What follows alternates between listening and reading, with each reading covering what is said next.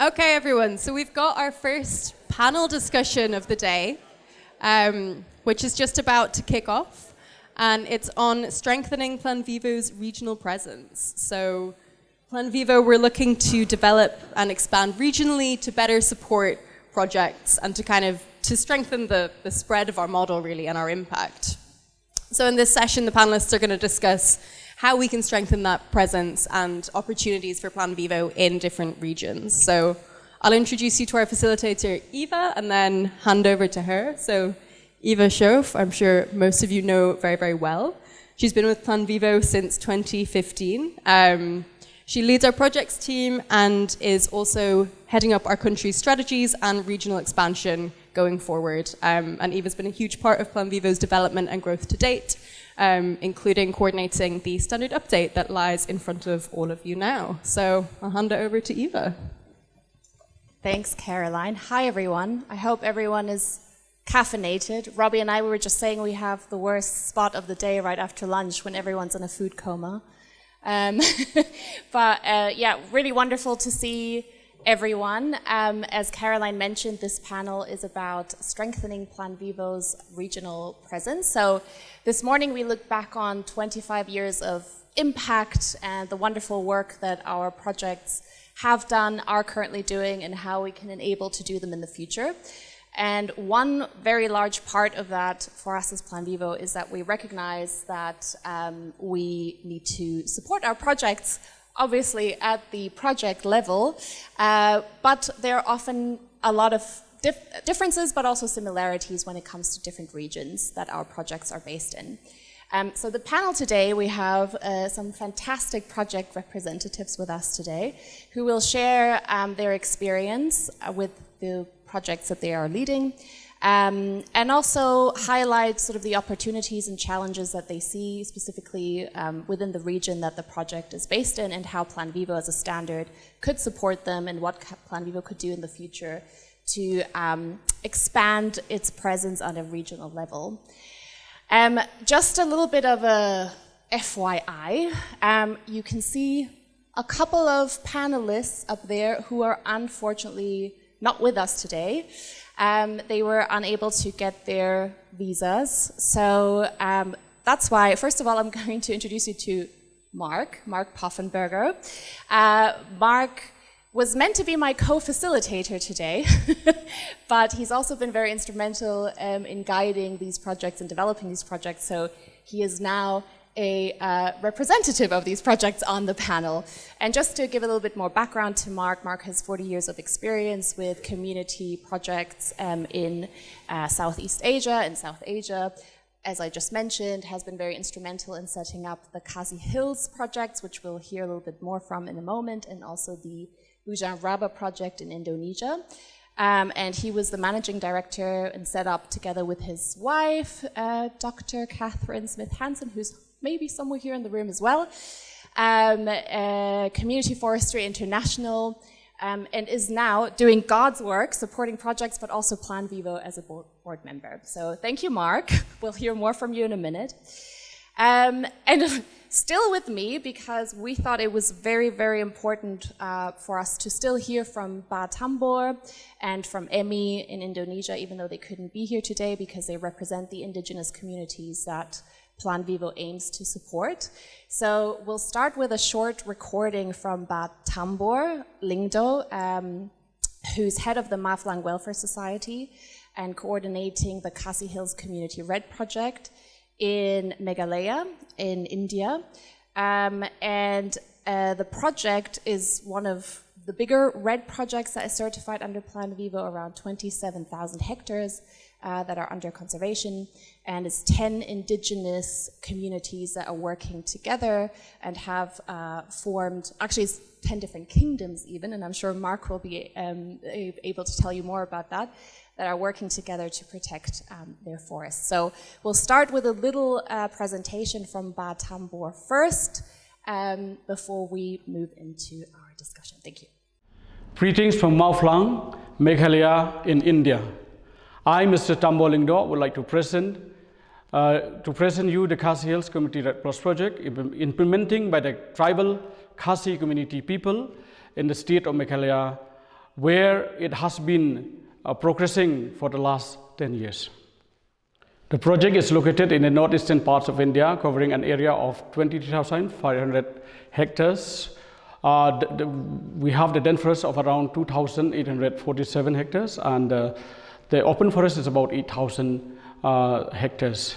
So this project has been implementing in 86 villages, covering the household population of 7,400.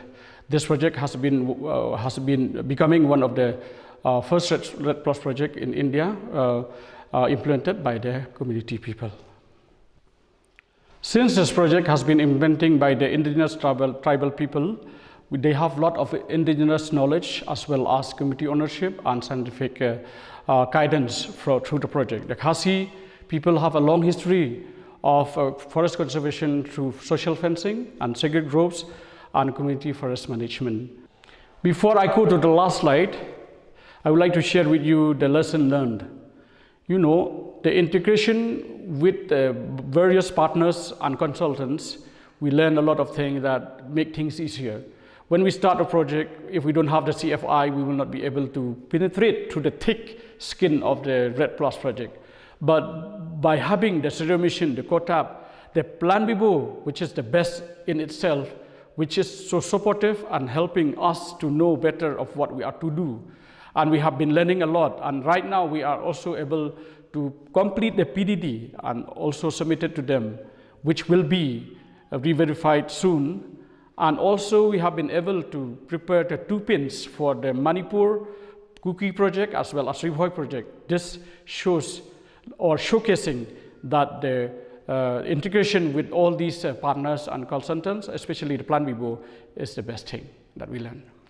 As I've been telling you that we have been extending the project to the Cookie in Manipur and also the Rivoy district of the Khasis, we see that the project shows the popularity because people, even from Meghalaya itself, from Karo Hills, from Turan, Bakmara, also from the Sentung side or some other sites, they have been inviting us to come and work with them because the Plan Vivo system of carbon management or Red Plus project it's called carbon management and rural livelihoods. So since these projects are been implementing in the village area, people see that they also want to take the challenges of implementing the Red project even in the area as well.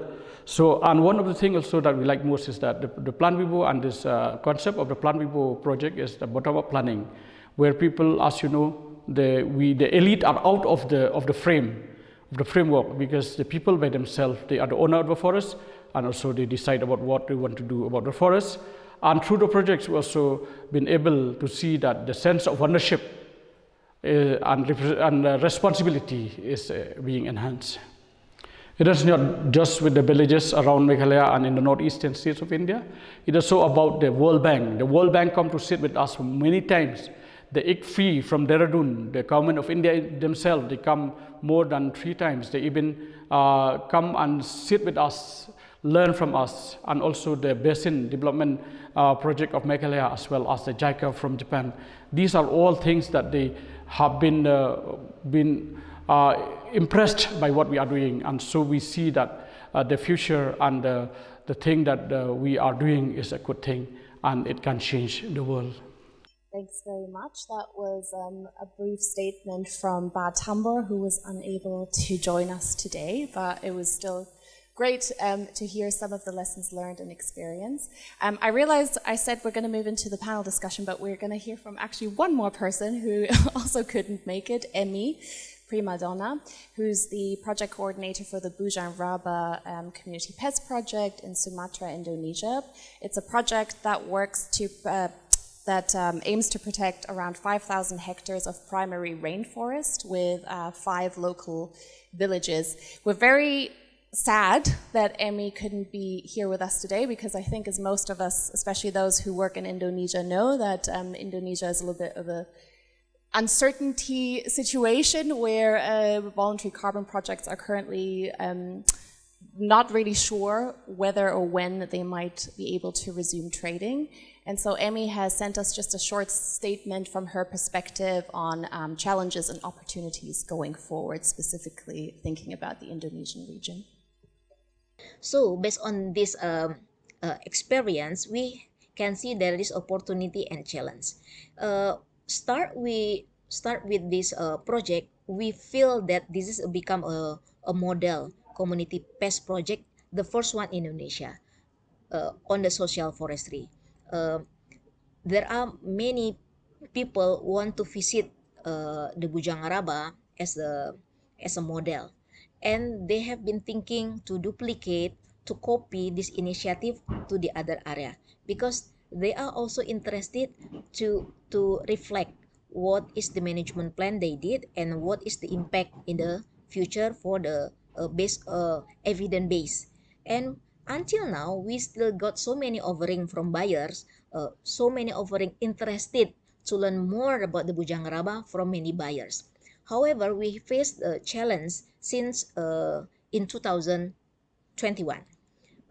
Indonesia, the country of Indonesia, or the government Indonesia, start thinking to regulate about carbon, about offset, about the voluntary initiative into one regulation.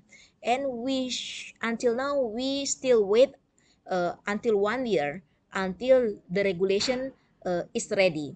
So the intention of some area to duplicate uh, the initiative of pest project like in the Bujang Raba become wait and see, because the regulation is not very clear, and we are still waiting for how the regulation said about the community project or carbon project in the future.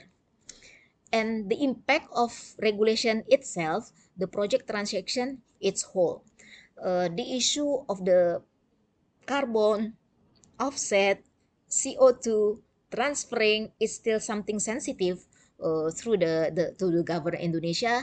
It seems like we can't discuss it until regulation is settled. So the conclusion, even though regulations about carbon Indonesia still not clear or still not ready yet, there is a big potential to develop the community pest project.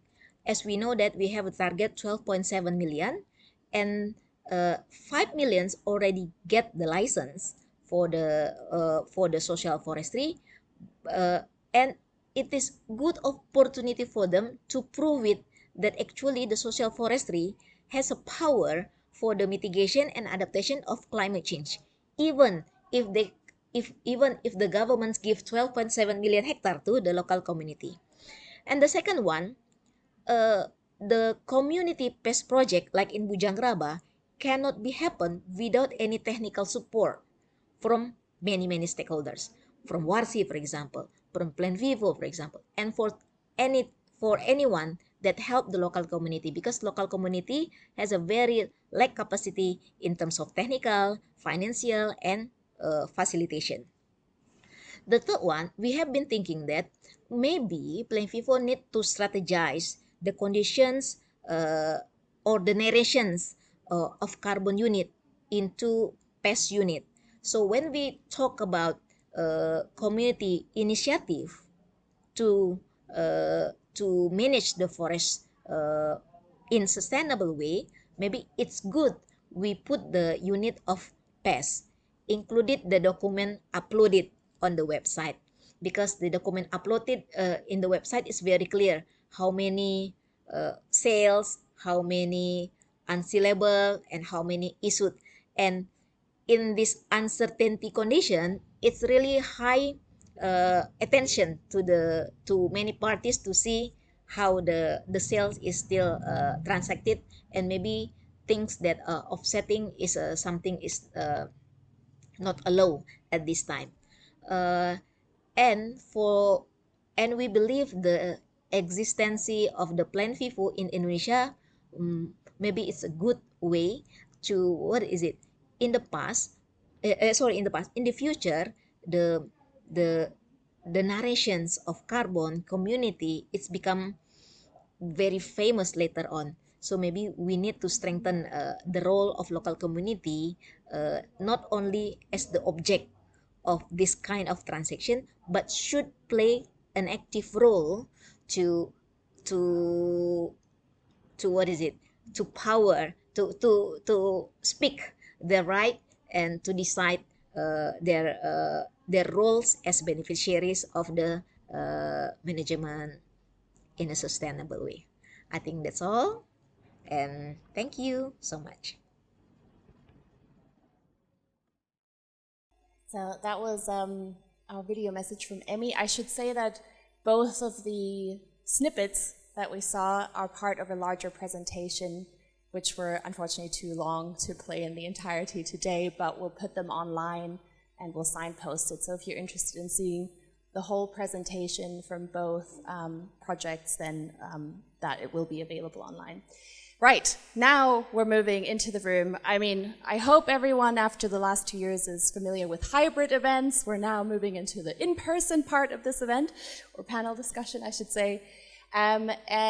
Before we delve into discussions, I'd like to give each of the projects a bit of a chance to just explain what their project is doing, where they are based, and also the challenges and opportunities that they face in their region. So we'll start with Robbie.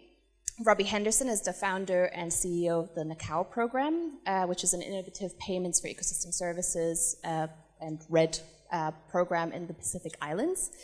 Robbie's prior work experience includes environmental education, natural resource management, water resource planning, and sustainable development in Australia and internationally. And he's got a specific focus on the Southwest Pacific Islands, Southeast Asia, and the Northern Territory. Robbie, I'll hand over to you. Okay, thank you, Eva. And it's nice to be here in 3 dimensions. I have a short presentation which will take place above my head, so I'll try and keep track of it. I'm just going to tell you a little bit about who we are, where we work, and what we do. So it won't be a long one. So yeah, for starters, Nakau, the word actually means forest in the Pacific Islands, so it's the forest program. So we established this program out of an NGO project. So I was working for an NGO called Live and Learn. We managed to be successful in getting some donor funds, and then we built this project and launched the Nakau program in 2015. So it is owned, so it's a social purpose company owned by a not-for-profit charitable association in Live and Learn. But we're really designed around doing projects for Indigenous people on Indigenous land. We didn't come from a conservation background or a climate change background, but more of a community development background. So when we were developing our model and the way we would work, we found Plan Vivo, and I'm sure as many others in here have, found that it was a great match with our philosophy and the way we wanted to develop. So yeah, that's how the relationship started. And as Eva said, our projects here in the Southwestern Pacific. So we have 3 in the market at the moment, 1 in Fiji, 1 in Vanuatu, 1 in Solomon Islands. And we have a pipeline of activities in development in that part of the world. So it's just showing you to get you oriented. If anyone knows Australia, you can see Australia sitting there below Papua New Guinea.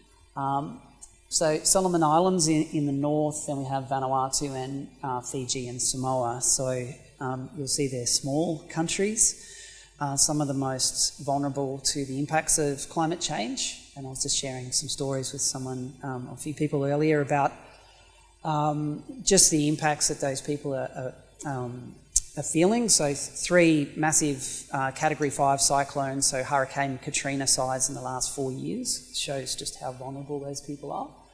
So we feel like it's an important place to be working. It's just a few happy snaps here showing it's amazing, diverse Indigenous cultures, many different languages spoken across the region. And yeah, amazing landscapes and biodiversity. So maybe not the richness of biodiversity of some places like in the Amazon or Indonesia, but really high levels of endemic species, so unique species in these places. So, oops. Oh, this is the, sorry, it's okay. I updated my presentation, but it's the old version. So yeah, just some fast facts about our projects is that they're forest protection projects. The baseline activities, typically commercial logging and timber extraction, especially in the Solomon Islands where there's a big export of logs to China. It accounts for the highest input into the GDP. So big threats, but also just growing agriculture. And so our projects establish protected areas under legislation, and then we establish, I guess, a unique part of our program, which might be similar to some other programs, is that the land is customary ownership. So it's not owned by individual smallholders, it's owned by groups of people. So we've designed a program which has particular governance arrangements and benefit sharing arrangements that work for group-owned customary land. So, and some of the innovations, I guess, we've made are around that. So what we really aim to do, I think when we think about benefits, we think about building capital and building upon capital. And the main things are the capital that people have is the environmental capital, which gives them resilience and the things that they need. So there's something that they have that's strong. We want to keep that. And then we really focus on cultural capital. So what do people do and what knowledge do they have and how do they look after their land? How do we harness that and how do we bring people back to the village and stop the sort of urban drift? So these are some of the really core benefits that come before the next one, which we think, I guess, was a surprise maybe to us, a lesson learned, that the value in these projects was not just in providing the monetary benefit, but with building the social capital around how to run a business, how to operate in the sort of world that we run, and then there's the spin-off activities that occur as well. So we also do beekeeping and we do nurseries and a range of other things around the projects. And then the financial capital that we build through selling carbon credits is a real enabler of doing other things. So I'll leave it there. There's a few more slides, but I'll just leave it there. So yeah, that's pretty much what we do. Thank you. Thank you, Robbie. Moving next to Helena at the end. Helena Barona is the Public Relations Manager at AMBIO, which is a Mexican NGO which runs the longest-standing Plan Vivo project, the Scholarate project. And Helena's previous work experience was with working with governmental and non-governmental organizations on sustainable development, and she has extensive experience in public relations and communications. And Helena will be introducing the Scholarate project to you. Hi everybody, it's very nice to be here with you and to share all these experiences. As you already know, I'm working with the Scholarate. Scholarate means in an indigenous language, the tree that grows. We mainly are located in Chiapas. This is the southern part of Mexico. Chiapas has a characteristic to be a state on the poverty, a state that has a lot of indigenous groups, and it has a lot of problems, obviously, that come from unsustainable practices. But we also have the ecosystemic capital that is huge in the state and is being lost to deforestation and to other practices that are not sustainable. So in this case, we work with two types of climates. We have 3 technical specifications that you can see there. One important thing to point here is that the state, almost all the state has natural protected areas because of this situation of deforestation.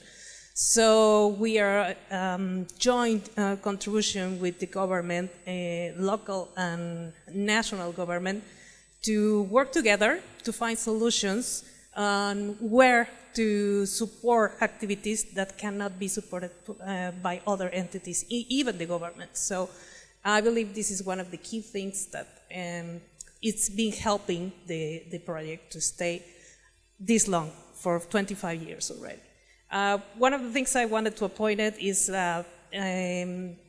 Scholarate started in 1997. It was a joint activity that was developed between the Edinburgh University, ECOSUR University in Mexico, and the Institute of Ecology. 2 of the founding members are here. So if you want to have more information about the history of the project, you can get to talk to them because they were kind of the pillars of how this was developed. And one of the most important things that I believe that is working here is that the activities that we created in Chiapas at that moment has set the base for the Plan Vivo model. And one of the things that is also important, that we are still the longest running project, is the model that is working. we are proving that the model works. So I believe this is an important thing to highlight. Well, these are some of the numbers that we have. As you see, we haven't issued that many credits because we are growing steadily. We are having a lot of demand, but we also know from the experience that we need to be in the long term here to work. So we need to create these strategies to see how much we can grow and to do it in a conscious way. So that's why we are having these numbers. And I believe that if you can see, we have almost 1,000 people participating. This is our individuals, smallholders, or community people participating. So it is a lot of people under a lot of territory. That's always a lot of work that we have to do. This is an example. I love to show it because this shows from the scratch what you do with the people. The Plan Vivo, that we are going to lose that word, it came from Escolete. Actually, it came from a researcher that she believes that the agroforestry systems are living plants. They are not static. They can be moving all around the time that you are using them. And this is something that is worth it for the farmers because they can create things in their own plots. I mean, we have to understand that we need to respond to their needs, not the other side. So this proves that we are creating forest with these agroforestry systems. We work with these Plan Vivo, as we said, on the degraded lands, as you see in 2011 there. It was a completely degraded land. And we also work with the participants to have their interest be considered in this planning. And another thing that I already said is that we need to create strategies to have alliances in the territory with other NGOs, with other partners. We cannot work alone. We have to do it all together with the people that are already doing work in the places that we are collaborating. These are some of the impacts that we have had over time.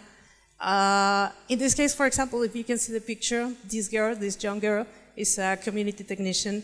So creating these bases to women to participate, to vulnerable groups to participate in the activities has been challenging, but it has a lot of rewards because you have a completely different vision on how to approach the land. It's not the same thing that seeing this unit from the point of view of the leader of the family than having the entire point of view of the complete family. So this is something that we see as a reward, as an achievement.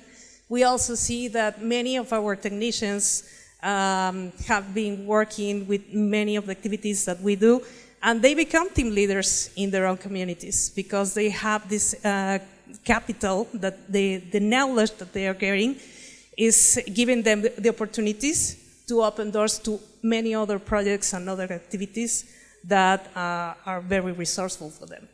And obviously, the crops diversification, it's another thing that it's appointed in this case, because this is kind of the things that we're finding in the plots. They become more important even for them than the trees because they are having other sources of incomes that are derived from the agroforestry systems. And at the end, well, we are working with many of these species. This is part of the forest protocol monitoring that we have from one of these areas that are naturally protected areas. And we are monitoring the species that we are having there, and many of them are in danger or in the red list. This is some of the numbers that we're trying to get. We decided to do an SDG indicator for the impacts that we are achieving. And in this case, we have a social questionnaire that we apply every 2 years to know where the smallholders are spending the money. And as you see, they are spending in their own houses. They are spending food, the money for food. They are spending in education, field work, health. So these are important social components where the carbon offsetting or the carbon credit is supporting activities in the field. And as you see, for example, carbon payments are also help support some of the expenses that were generated by the pandemics. So many of them said that the payment helped them during the pandemic and that they had low incomes derived from the pandemic. This is some of the opportunities and the challenges that we see. There is a growing interest in the standard, in the market, in the project. Mexico is growing like crazy. The market is going crazy in the amount of people demanding supply, and many things are going on in Mexico because of that.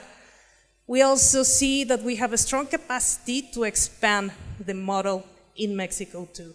Not only the place that we're working right now, but we can strategize alliances with other organizations to grow. We also see that we have mechanisms that can help us understand how we see permanence. We can evaluate now what is working and what is not working. So this is a good opportunity to analyze that. Some of the challenges that we see is that the country or the government is trying to understand the market, but they don't have any clarity right now on how the market works, what are the things that need to be regulated, what are things that need to go with the market. So this is kind of the things that we see as a challenge. We also see that the communities are being impacted by climate change. Many of our communities are having rain patterns that are going crazy, they are having droughts, they are presenting things that they weren't used to present in the past. So this is becoming a challenge also for them. And we also see that we need to create better ways to communicate. Sometimes we don't get to communicate with the communities, between our team members, or even to our market. We don't need to put in the table the needs on each part, so we need to create better models of communication. And we understand that we would like to have a comprehensive growth, but under a fair market. Those are the things that we see as a challenge. Thank you, Helena. And I'm sure we'll talk more about these opportunities and challenges in our discussion part, but the last panelist, I'd like to introduce you to Pauline Nantongo Kalunda, who I think we have the longest standing Plan Vivo project and then the second longest standing Plan Vivo project. So Pauline is the executive director of ECOTRUST, a leading Ugandan NGO specializing in conservation financing. And Pauline has been instrumental in setting up the Trees for Global Benefits project, the TGB project, which links smallholders to the voluntary carbon market. Pauline is, I think it's fair to say, very prolific in this sector. Pauline has actually won an award I now deleted it off my little bio for you, but I think you won an award for being a leading woman in conservation. Yes. And TGB has won the 2013 Seed Award for Innovation and Entrepreneurship. So, Pauline, thank you for being here. And yes, over to you. Thank you very much for that very colorful presentation of me. Yes, I traveled with my daughter over there, as well as Freddie from EcoTrust over there. And we have engaged with so many people here. Richard Tipper was part of the design of Trees for Global Benefits, and so many people here, either resellers or technical experts or that sort of thing. So many of you know about Trees for Global Benefit. Now, the business model of Trees for Global Benefit is landscape restoration as a business, empowering the smallholders who are managing those pieces of land for their own livelihoods, empowering them to make the right decisions over their land. Every smallholder that we work with is an economic unit. And the way we deploy the carbon finance or the incentive model is about diversifying income opportunities, basically transforming the smallholders' investment horizons from a short-term season-based decision-making to a very long-term one that involves tree planting as part of the livelihood strategies. And we use the carbon finance to create multiple income streams at different stages of this investment horizon. So as you can imagine, the carbon income alone is not sufficient. So we have what we call a blended financing model. We start with donor funding to set up all the requirements and all the FPIC and all the awareness raising to design what we are taking to the market. Then we take it to the market, and The way we deliver the carbon finance or the payments, we deliver it through village savings and loans associations to be able to create a credit history for the smallholder farmer, so that now they become bankable. But then also the PESA agreements that we have with them can be used as collateral to access loans.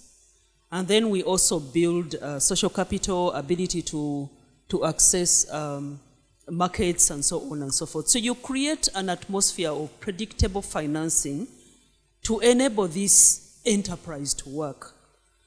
And we work in very dynamic landscapes. These are tropical high rainforest with chimpanzees, Ramsar sites, World Heritage sites. But in the middle of that, you have oil and gas exploration and all the associated infrastructure. Then you have sugarcane happening, and there's so much. It's a boiling point of activity, a boiling pot of activities in there. So we start with a landscape vision, a multi-stakeholder vision to create space for everybody, for the oil and gas to continue, for the sugarcane growing to continue, but also for the chimpanzees to continue moving between the large forest blocks in a manner that will not create human-wildlife conflict. So this is one of the landscapes. The red, the green that you see are protected areas, blocks of forest. But a few decades ago, this was one big block of forest that has now been fragmented. So the red that you see is what we have agreed upon as stakeholders as the linkages that need to continue existing between the forest blocks for this landscape to continue being functional. Functional for biodiversity, for supply chains, and for everything else that is dependent on this landscape. Now, for us as ECOTRUST, we have focused on designing the incentive model that will allow the owners of those red blocks to be able to manage that land as forest. And that is where the carbon project comes in. And then when we finish doing the landscape plan, now we go to the community. The community also develops a community vision.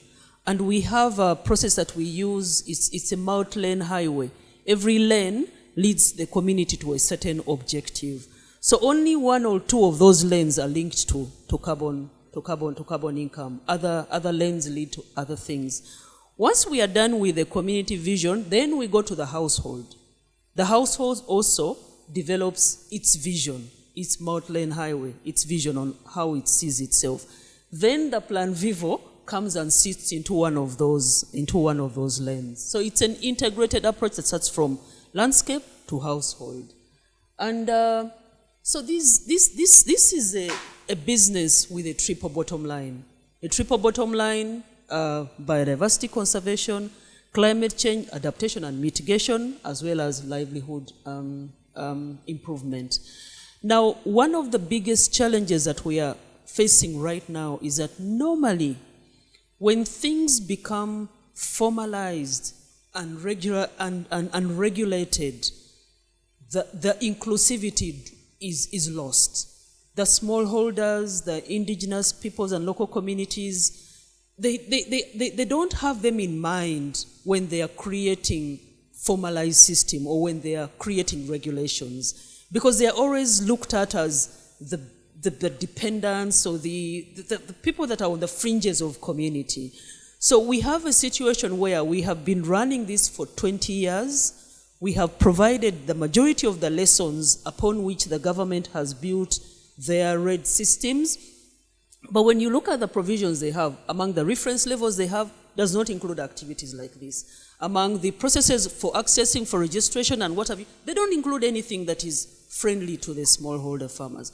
So you can't have something like this, 2.2 million tons sequestered over the years, building adaptive capacity of 15,000 households, and then let it just drop, and then just let it go. So I think that one of the things that we need to do is the Plan Vivo as a family, we need to be able to sell this message that this is about inclusivity. This is about enabling these people to make the right decisions over there. It's not about trade, it's not about any of those things that people are excited about. It's about survival, it's about utilization of the resource that we have, and that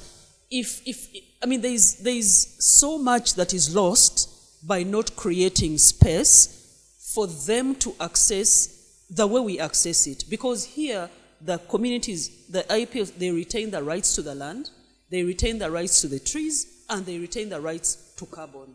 The other processes that are being created is a token. It's not as, they lose the agency when you take that formal route. Thank you very much. Pauline, yeah, that's great. And thanks again to everyone who's on the panel today and sharing your rich experience and long-standing experience. We'll now move into more of a formal question and answer part where I might direct specific questions to the panel members, and then afterwards there'll be plenty of time as well for the audience to ask any questions. But Pauline, you just mentioned governments and a relationship with governments, and I think specifically when we're thinking about the landscape at the moment and what I think a lot of people here are thinking a lot about, including Plan Vivo staff members, is the policy landscape at the moment in different countries implementing Article 6 or getting ready or not ready to implement Article 6. So I'd be interested to hear a little bit more from Helena and also Mark, who's representing Emmy, who talked a little bit at the beginning about uncertainty around trading carbon credits, what your experience with and engagements with governments are at the moment. Well, in the case of Mexico, they are trying to understand the market. It came like a wave, the amount of people participating right now, the amount of standards participating, the people developing things. So what they see now is that they are trying to regulate how these benefit shares should be happening with the communities, how these project developers or consultancies should be working with them. So some people have been doing bad practices because we don't have like the ruling on how to work this. So the government is starting to get worried about these practices, and they are trying to regulate those practices before they get to understand where they are going to register NDCs and how the projects are going to be registered. We already have an ETS that is under the grandparenting phase. They are not paying for the offsetting right now. They haven't created yet the system to report offsettings in the ETS. So I believe that right now the government is trying to understand everything. It is like a lot of information they need to digest, that they are trying to see the best way to have an assessment. I understand that you had some conversations with the Semarnat, that is the Ministry of Environment there in Mexico, and they're trying to understand how all the standards are working.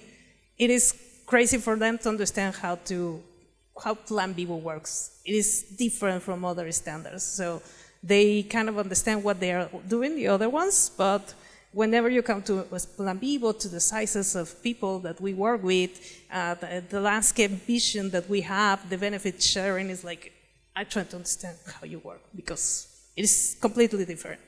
So this is kind of the things that are going on right now in Mexico. I don't think that they're going to be that restrictive. They really want to participate in the market. They really want to create the opportunities for the ejidos, for the communities, and for the farmers. So it is my understanding that it's not going to be as restrictive as other examples that we're seeing right now. And can I just ask a follow-up question on that? Is it possible, for example, for the Schoof project to have direct conversations and relationships and shape policy? Yes, but we need the support of the standard. One of the things that goes on in Mexico is that when you're a small project, they know what you do, they know that we're participating in the market, but our size is very small. So you need to have this conversation, of this state level conversation with the standards. This is something that other standards are doing in the country, in the region. This is something that Plan Vivo needs to be positioned in a regional level in all the places that we're working with, because it is important to have the vision of the standard, not only from the projects. And we usually have a good communication with regional governments. We do have work partnerships with them, but we still have to level up to high communications and higher level panels. Sorry. Could I maybe direct the question to Mark as well as the chosen representative of both the Khasi Hills project and the Bujang Raba project? Thanks, Eva. Yeah, I think that in both India and Indonesia, we are a bit fighting an uphill battle.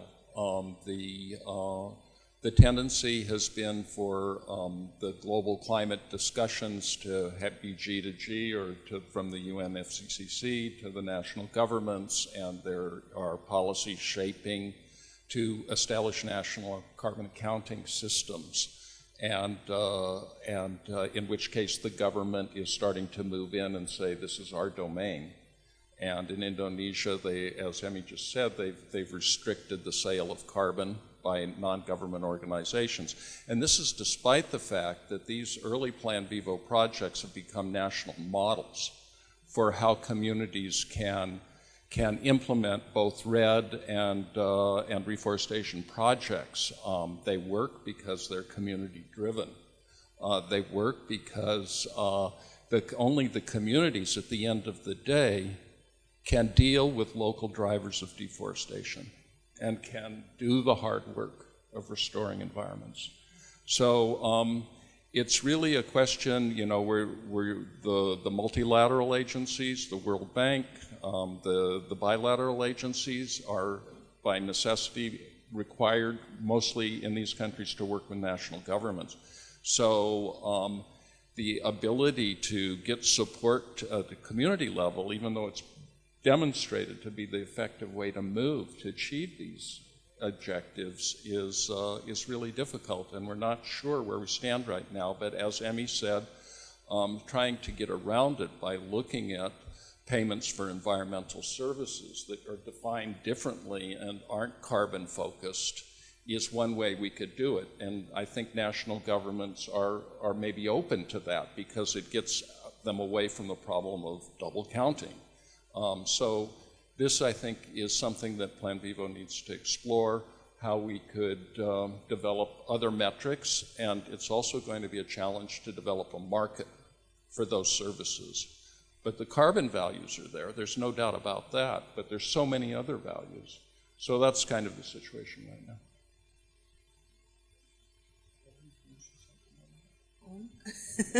Yeah, for us, the market is I don't know what to say. There's a lot of excitement.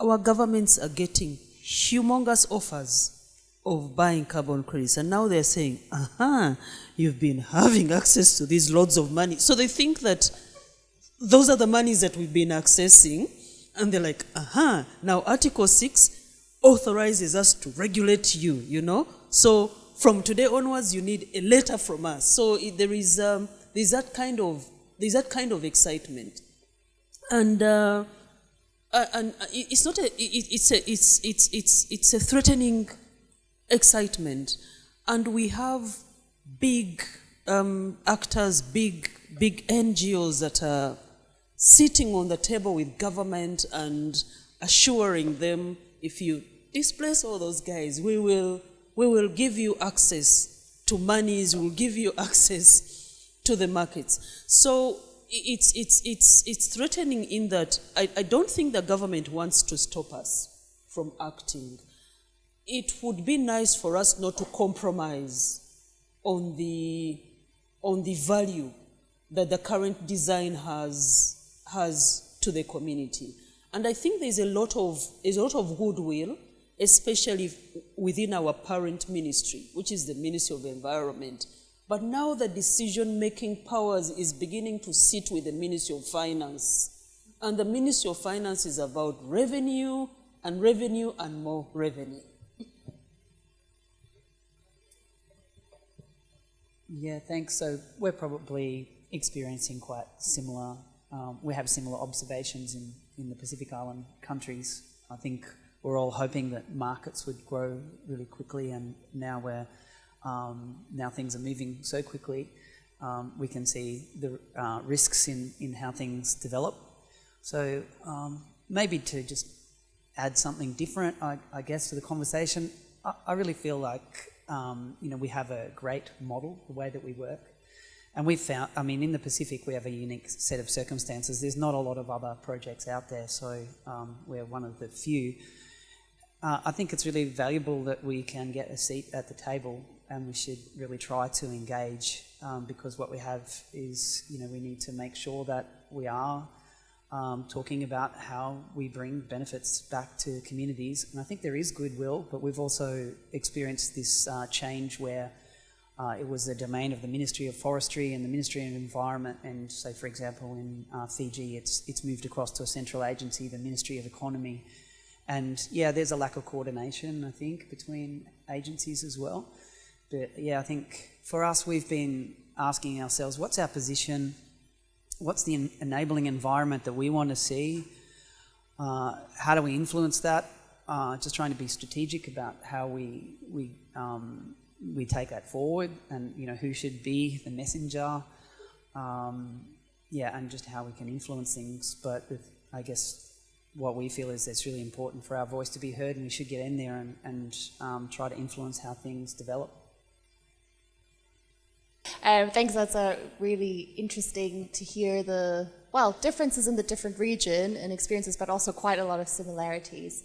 And if you were in the projects group, at least in my group, which I think at least 2 of the panelists were, we had a few discussions this morning also around building a larger coalition of Plan Vivo and Plan Vivo projects, not only for knowledge transfer between the projects, but also to become a bigger voice. And I'd just like to open it to the panel, whoever wants to jump in first. What are sort of the most important lessons learned, or what do you think this sort of coalition led by Plan Vivo should focus on in terms of influencing policy specifically and best practice? I'll start since I've got the microphone. Just starting with basics, in our region, actually, Plan Vivo just needs to be seen and heard. I think,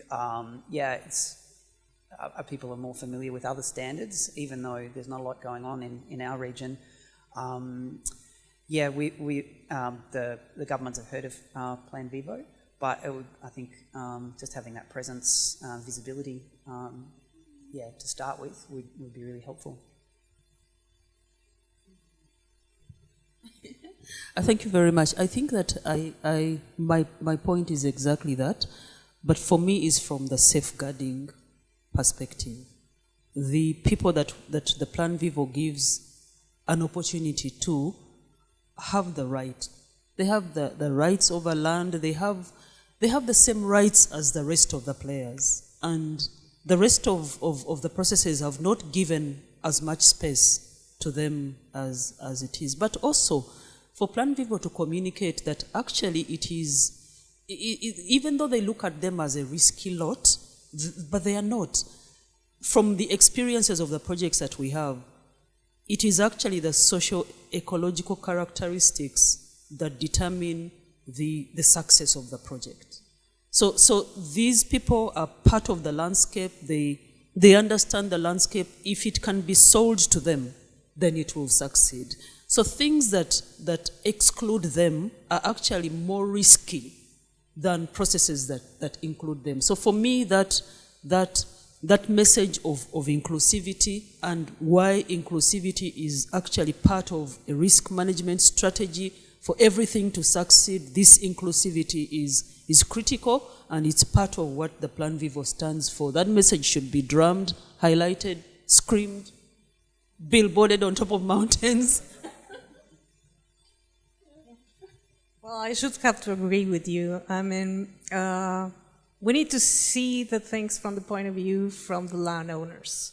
They are basically our core value of all the practices that we are doing. And the vision that they have from the land and the needs that they have from the land need to be heard, need to be addressed, need to be part of the design, need to be part of the public policies. They cannot be, public policies shouldn't be answering only to certain interests that are not including all the spectrum of people that are living in these regions and having these struggles with climate change. So from my point of view, we need to put the standard to be heard, to position the standard in high-level conversations, and to get them to understand this model, because this model is completely different. And it's helping many of the communities that are not being heard around the world to have a space in the market where to participate. So we need to take care, as Pauline said, of these safeguards.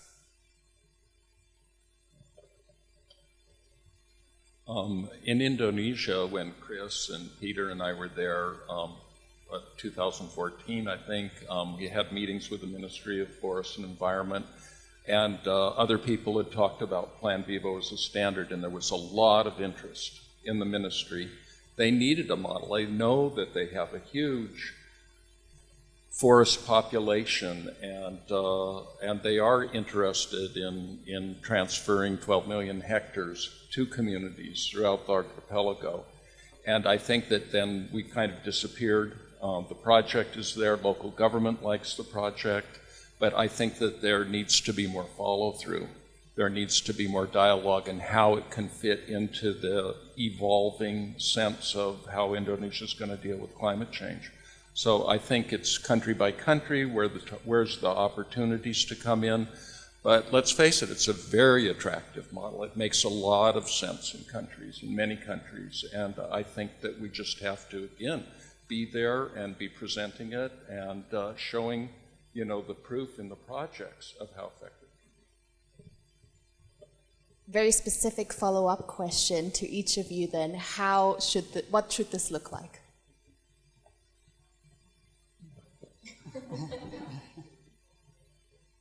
Yeah, it's a difficult question because, as Mark said, I think each country has its own specific set of circumstances.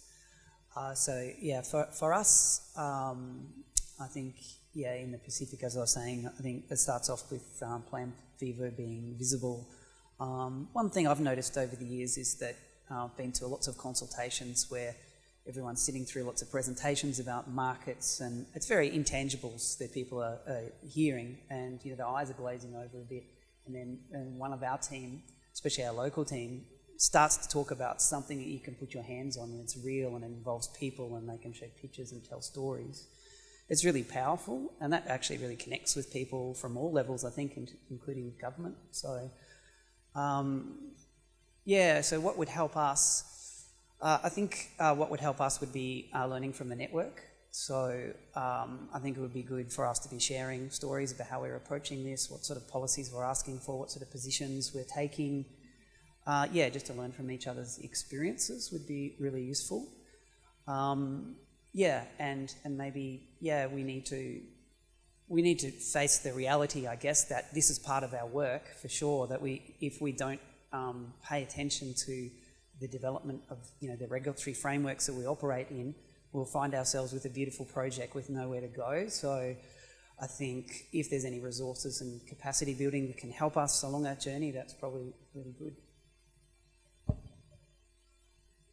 Okay, for me, I think that guidance to the projects would be useful, because in our world we also don't quite understand Article 6, I don't know, corresponding adjustments, I don't know what, you don't, our responsibility lies with the landscapes and the communities in the landscapes. You're designing a scheme that suits the needs of the landscape. So we don't, it's stretching, you stretch your mind to be able to think local and then think about the implications global. So we can do it, but it's stretchy. So it would be very useful to have fact sheets, to have if-then, the implications. So if some of these things can be broken down into simple pathways, if you take this decision, this is what it means, and these are the implications. So it will help us to engage with our governments. Our government has given us a lot of space. We, as ECOTRUST, we belong to all the task forces that relate with at least red in Uganda. But you need to be able to go to those task forces and inform. So it would be very useful to have a channel with which even when we are challenged with a question, we know that we can send that question, receive guidance, and be able to input into the processes. So some of those, a process to decipher what all this means, so that when we participate in these discussions and task forces, we are meaningfully engaged. Otherwise, we also risk being part of the team that designed the policy that will not work. Well, for me, I believe that this is one of the challenges of Article 6. We cannot see everything in general terms. We cannot have only one pathway.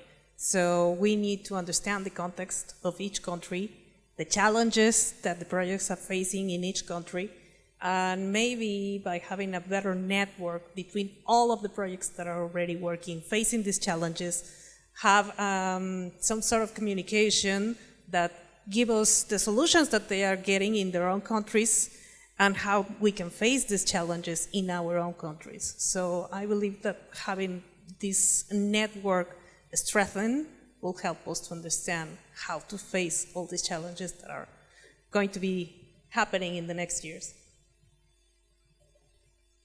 Thanks, everyone. Yeah, really interesting thoughts. Just Oh, of course, Mark, excuse me. take my turn? Yeah, for India and Indonesia, I think that they've both demonstrated that they're extremely successful strategies, and they've created a demand for replication and expansion throughout their areas. In Northeast India, they're planning to move into Manipur with the Kuki tribe, and further into Meghalaya. In Indonesia, this project located in the Sumatran highlands along the Bukit Barisan National Forest, which is the Lyngdoh National Forest Reserve, probably one of the most rich biodiverse areas in the world. And so they're conceptualizing a buffer, a community buffer around that park, and they have requests from 5 different areas to expand there with a lot of local government support. I think now is not the time to back off. I think now is the time for Plan Vivo to really provide a lot of support. Thanks everyone for your thoughts, and really interesting. Also this morning we had quite a lot of conversations around how Plan Vivo can build this alliance or alliance around certain topics, and also how we could maybe help with providing more use cases from different countries, NDC maps, mapping, different regulatory frameworks, to kind of show projects how other projects are engaging with governments and how other projects are handling it. So thank you very much for your thoughts. I'll have one last question and then I'll open it to the audience. But we talked a lot about the challenges. I want to just maybe end on a positive note and also think about opportunities. What do you kind of see in the specific countries or regions that you're active in? Like, what are the opportunities for the Plan Vivo model? How could we maybe expand our partnership network, expand other sectors or other organizations to really increase the voice of our projects?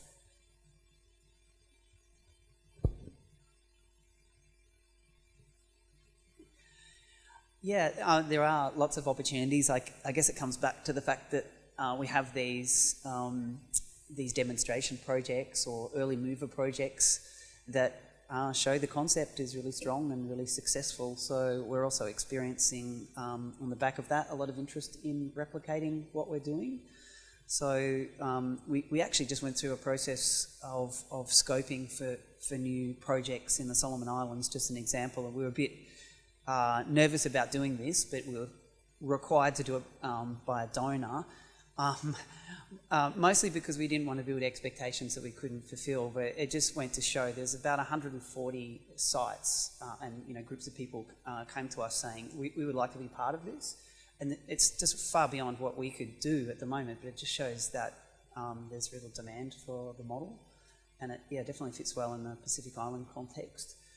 That got things, of course, on the radar even more of government, and so we've got this situation where, going back to the previous conversation, maybe they want to know what's in it for them, but there's an opportunity to work with them now. I think our message to them where we are is, okay, this is not an explosion of activities. It's happening quickly, but it's not that quickly, I don't think. There's time, and you should be working with us, so this is well designed. So I think we're still at a stage where we can design this well, where we're working at least, where our model can fit, be good practice, best practice, and be replicated. So I think there's definitely opportunities, but we have to seize the moment.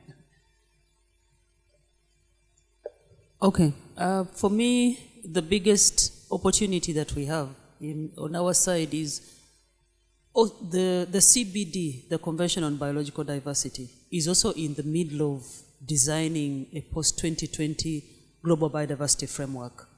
And mobilizing financing from all sources is a major challenge or a major discussion point. And also there is realization within the biodiversity circles that it is no longer possible to address conservation without consideration for climate change. So for me, the Plan Vivo projects, as presented by the examples that we saw today, are classic examples of dealing with the nexus between climate change, biodiversity conservation, and livelihoods improvement. So not only are we a model arrangement for the UNFCCC, but we are also a model arrangement for the CBD. And for me, that presents an opportunity for adoption of the Plan Vivo standard or model across the African continent. Well, from my point of view, talking about the context that we work with, I believe that we have the opportunity of replicating the example of the project in many other parts of the country. The model works, the model makes sense to the farmers, the model has the advantage of having a fair trade system, and it also has the advantage of having equitable benefit sharing. These components are very important right now in the market. We also have this window of opportunity with natural-based solutions, and I believe that we can replicate this model and improve it by all the lessons that we're learning from all around the world. So I believe that we can prove that Plan Vivo can be in the future a good model to be replicated in many parts. Yeah, over the last 30 years in Asia, community forestry has really taken hold, and a lot of national governments have passed policies to devolve rights to communities over national forest lands, often that were ancestral domain in any case. But the legal process has given new tenure security, and that's a process I've been working with a long time. And I think that the whole idea of the Plan Vivo model is just a natural succession to build new skills and planning systems and maybe financing systems. So I think there's an opportunity to interface with national community forestry programs and say, here is a way forward to continue to develop these management systems. Thanks very much to the panel. We have about 15 minutes left, so I'd love to open it to the audience, whether there are questions. Sorry, Ina, I already saw your hand shoot up. I just wanted to do a very quick summary in terms of the messages that I think were relayed today in terms of next steps for Plan Vivo, which is more engagement, more sort of a unified voice about the Plan Vivo model, and we're very happy that we have plans in place to have regional presence in the key regions that Plan Vivo projects are based from next year onwards. Also building sort of more use cases and libraries regarding NDCs, how other projects are engaging, with governments, with Article 6 regulations, with regulatory frameworks as a whole. There was also an interesting thought this morning from Mark, which was around, making legal support available to Plan Vivo projects, and that is something that we're also working on at the moment, actually with Clifford Chance, who are working on a position for Plan Vivo projects in terms of how to respond to Article 6. And I think I captured a lot of things also in terms of, opportunities. Let's end on the positive thing.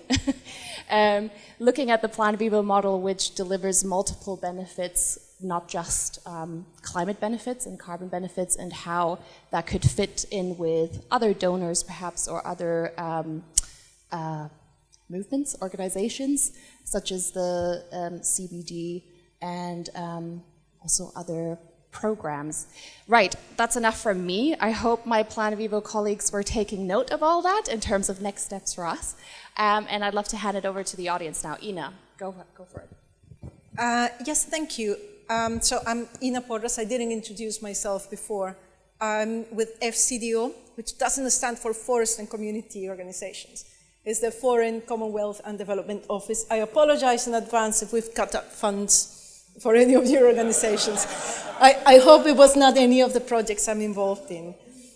Anyway, this is fantastic, and all the points that you're mentioning here are exactly the characteristics of Plan Vivo projects that we all love through many years: the inclusivity, the fair benefit sharing. It definitely is a model, but how do we scale it up?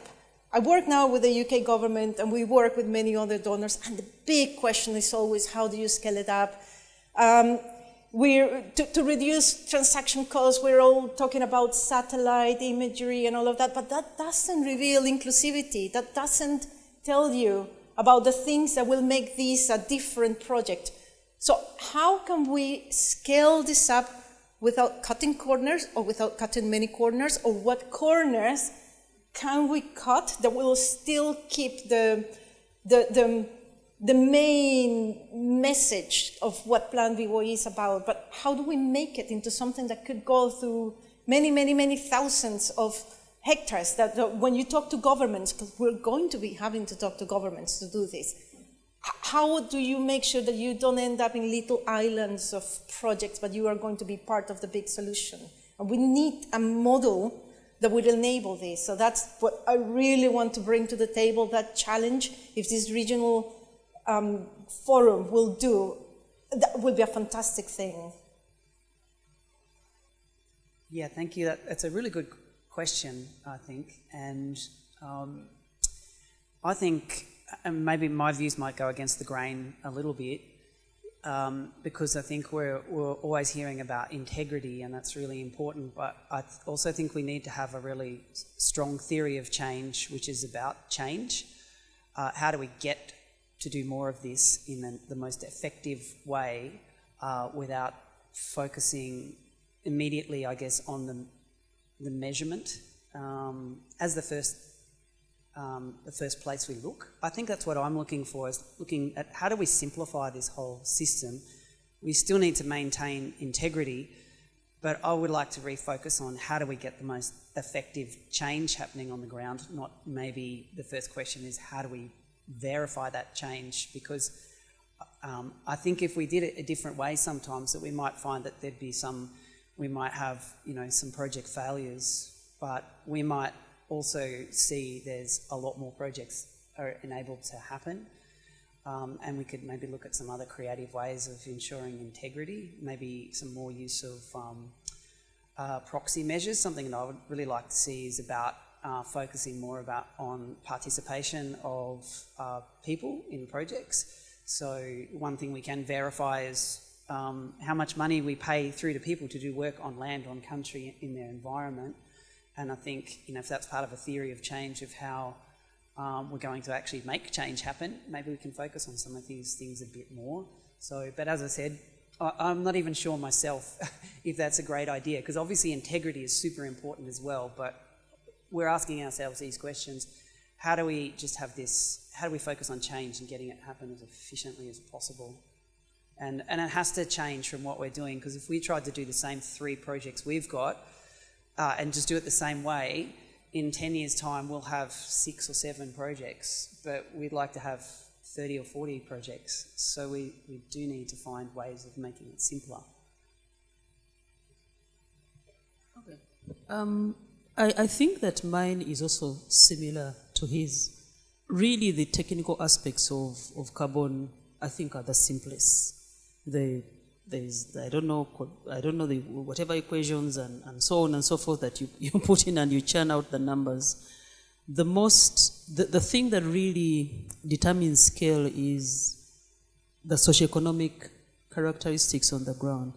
And I think that even the perception of current inability to achieve scale is a wrong perception. Because if I take the example of trees for global benefit in Uganda, even when the government was selecting which landscapes to begin with for this jurisdictional approach, they just went to where we exist. They went for the Albertine Rift and they went to Mount Elgon.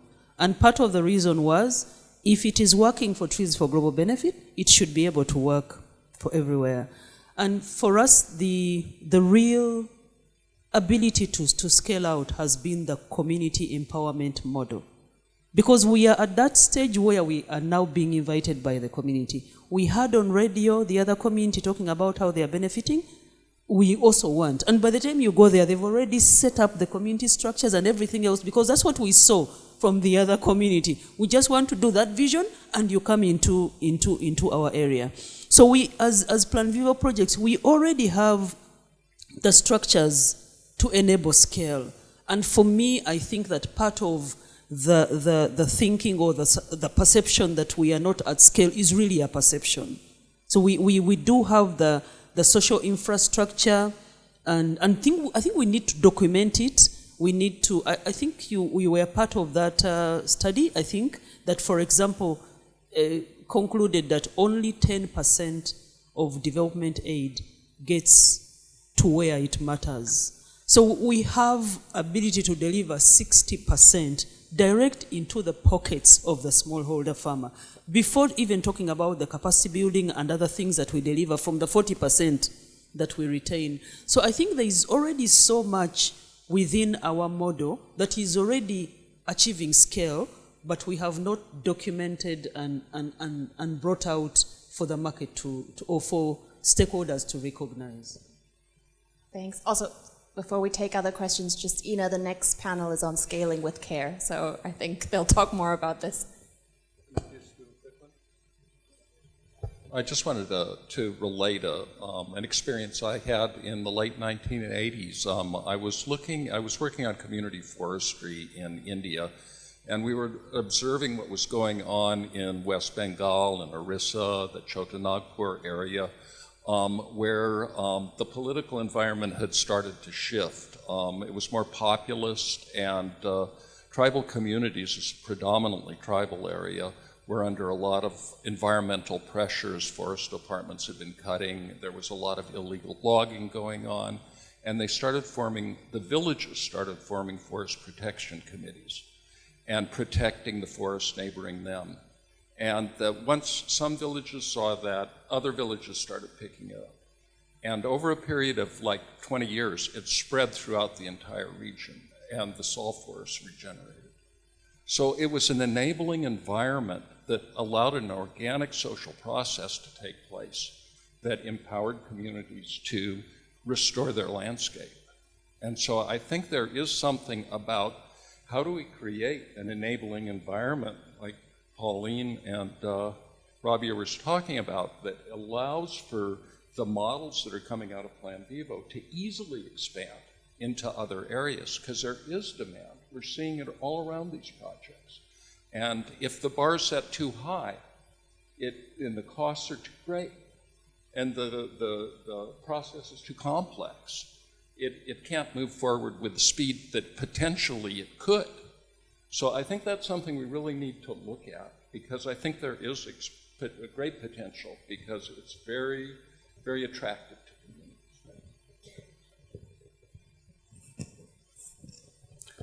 First of all, I'd like to thank you all for setting up the next panel. That's going to be very useful. Partly a comment, but I don't really know whether it's the standard's job to engage with local government or national government in specific areas. That's the project developer's job. But I think what the standard can do, and I'm going to talk to the government person in the room, is engage with the USAID, FCDO, because they're the people who influence government. It's the embassies, it's the bilateral donors, they're the people talking to the government about alternative mechanisms other than the voluntary carbon market. And having FCDO, for instance, telling this story is much more powerful than I think having Plan Vivo tell the story. Okay, more questions. Peter first, and then Bremley. Just a slightly short observation, but when we're talking about government, my question is really, what do we mean by government? And the assumption is it's about engagement at national level. And I think there's a lot more opportunities. Maybe we're tackling the hardest problems, because engagement at national level in most countries is difficult, especially the bigger countries. You don't have access there. There's a lot more opportunities, I feel, at local level and engagement with local government for three reasons. One is that local governments, in most, obviously situations vary from country to country, but local governments have a democratic mandate. They're closer to the people, our project participants, etc., etc. So local politicians will often know our project participants and know the project. The second thing is there's a potential source for technical assistance, technical expertise at local level, which our projects could use. And the third one, probably most important, many local governments in the countries I've been working in have plenty of funds. They're awash with funds, but they don't know how to spend it particularly well. And they often have a mandate to work in the environment sector one way or the other. They often waste money by tree planting down roadsides, which all get eaten, etc., etc. They don't have a good vehicle for using what funds they have available. And yet they have a mandate to provide certain types of services. So for me, there's a real opportunity there at local government that builds a kind of a set of support, if you like, at that local level, which then can get transferred up to a national or provincial, federal level, depending on what the democratic system of the countries are. But so I think we need to be careful when we talk about government. It doesn't just mean the policy and enabling environment at the centre. It's also about what can happen between projects and local ones. And I'd love to see a stakeholder meeting like this, where there are actually stakeholders who are representing government who are part of this. They're also stakeholders, but we don't have any, apart from Ina, I don't think we have anybody here who actually represents government. And you know, it's also linked to the issue around scaling up. If you want to scale up, inevitably, somehow, governments need to be involved. How to do it is a difficult thing, but we can't avoid the issue. Otherwise, we end up with little islands of projects that are never going to grow. Yeah, that's enough. If anyone, does anyone want to respond? Otherwise, I have a quick response, Peter, which is that I think we're also very aware of that, but obviously being in Edinburgh, that's sometimes quite challenging. And what we're going to do going forward is we're going to have more regional stakeholder meetings. So we actually had one this summer in Mexico, where Semarnat, which Helena will have to explain exactly what that stands for. Yeah, Ministry of Environment, and CONAFOR, Ministry for Forests. Yes, thank you. Were present, and we were able to present the Plan Vivo model directly to them. So the idea is to have this every 2 years and more regional stakeholder meetings dotted in between to engage more with governmental stakeholders. I think we have time for one more question from Bramley. Yeah, thank you so much. First of all, I'd like to thank Mark because he's been working in our part of the world for so long. We actually met the last time in 2010 when Plan Vivo had Eastern Himalayan training, and that really benefit. I mean, if we can take the same energy to Africa, Latin America, and Asia, where the projects are, I think it'll be so much more fruitful for the local guys. And of course, they don't need to apply for visa to come to the UK, and they can't be rejected because you guys will be coming there instead, you know, and stay a little longer and plant some trees. So thank you, Plan Vivo, and thank you, Mark, and the Community Forest International. That village where the project has been implemented with Tambor is actually my ancestral village where my grandmother grew up, and there's a sacred forest out there that my clan still maintains for 1,000 years. But sadly, due to high temperatures rising over the couple of years, few trees are starting to decay. Maybe some bugs are eating it. I was just in Slovakia. The bugs are also eating up all the trees and they're dying because the trees cannot produce resin to protect themselves because of too much heat. They're dying in Austria, in Slovakia, and Czech Republic. So there's an American team that are trying to bring new species that can be more resilient. I don't know, plant some other trees that can sustain, or else we're losing our forests and they're also burning. I love the regional meetings. I wish we can do more. But you know, even the Plan Vivo project in Meghalaya had issues about selling credits some years ago. So I knew a group called We Forest, and they're supporting it, and they're not even claiming any credits. There are some German companies that pay for large-scale restoration. They just want to sell the story. They don't even care about the carbon. They just want to see the community benefits, the trees planted, health benefits, employment, and they created it into their total accounting report. Maybe we can select a few companies that are only interested in giving money for restoration and not claiming the carbon to bypass the legislation that India is trying to put to block exports of all credits generated from India. And I did talk to the Ministry of Environment and Forest to get clarity. They said, no, this is only for Indian soil, not indigenous soil. Because my part of the world is not technically government of India soil.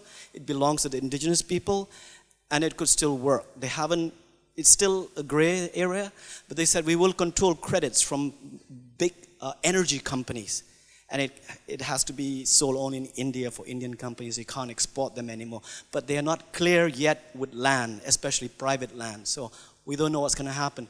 But many more governments are going to do what Indonesia and India is doing. So I think Plan Vivo needs to have a strategy to look at other ecosystem services, whether it's water, oxygen, fisheries, wildlife, and put values on those, just like you have the measurements or KPI for the Sustainable Development Goals. Because Vera has got a standard for the SDG. The gold standard has got something for the SDGs. Maybe you can also kick in matrix to look at health of young people or women, respiratory things or education, and put a value on those and sell the story rather than the carbon. So then the government of India or government of Indonesia cannot claim them as part of the NDCs. I don't know. But many companies now will have to adapt to a new accounting framework, which is called total accounting frameworks, where all the natural capital, human capital, social capital are linked, and they have to prove it with traceability. Perhaps those companies that need to do those kind of report can be linked to future Plan Vivo projects that look at nature-based solutions and health benefits and natural capital accounting beyond carbon at a much higher value, measuring other matrices. Perhaps that can be done, so you don't have to interfere with the NDCs in Article 6. But I don't know, maybe more can be. I mean, you're having a blue carbon standard and a nature-based solution standard. Maybe those could be alternatives to just pure carbon credit generation. Thank you. Thanks. Any quick responses? Otherwise, I think we're going to have to end here, but I think that was a nice note to end on for us. And was certainly echoed by the panel as well in terms of looking at the Plan Vivo model and other ways to channel funding to communities with the model. So thank you very much to the excellent panelists for sharing your experiences and your thoughts, and thanks to the audience for listening and engaging with questions. Thank you.